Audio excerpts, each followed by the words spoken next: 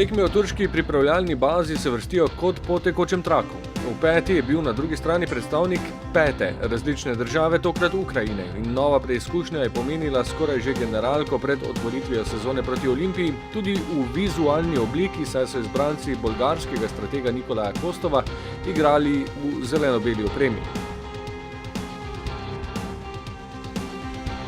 Ekipi sta še prestajali začetno obdobje privajanja, v 17. minuti pa že 11-metrovka za tekmece. Bidlovski je ob prodoru pritekel v kazenski prostor, Handanović izbil žogo pred njim, sodnik pa na splošno presenečenje pokazal na 11-metrovko.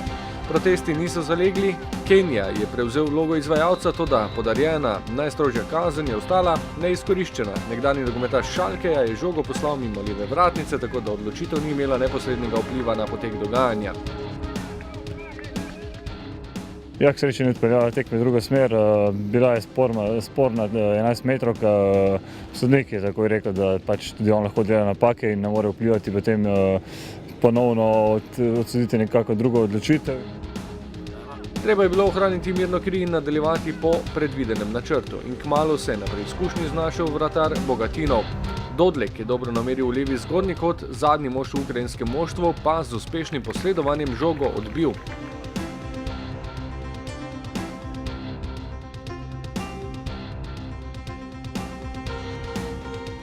Do odmora še en poskus Berića z razdalje, toda ni bil natančen.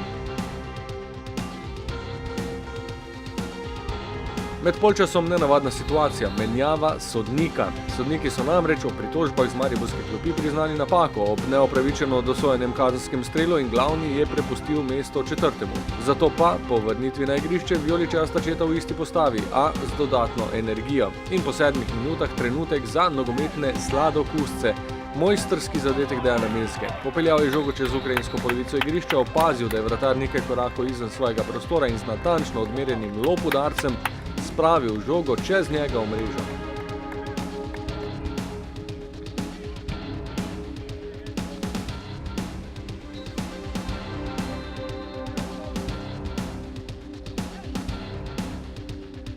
Mezga je bil takoj po golu avtor še enega poskusa, tokrat pa zadev stranski del mreže.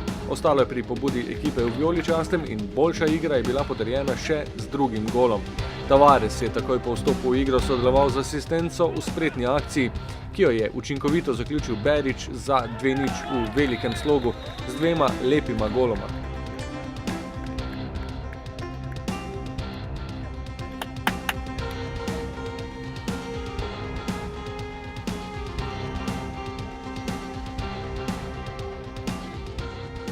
Ja, res izrazita gola, treba pohvaliti Mezgo in Berića. Karpati so do zadnjega sodniškega žvižga skušali priti vsaj do zmanjšanja zaostanka, a se jim ni išlo. Pri obeh najbolj obetavnih poskusih jim je namero z odličnima obrambama preprečil Jasmin Handanović, tako da so predstavniki Ukrajine morali priznati premoč brez doseženega gola.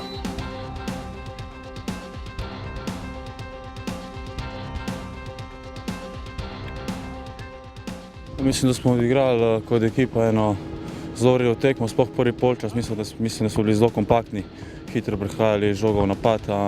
Drugi polčas, zadnjih 10 minut 15, nas je nasprotnik malo stisnil. Mislim, da je to plod teh treningov, malo utrujenost prišla. Ampak kot celotno gleda, mislim, da je bilo eno redo tekmo.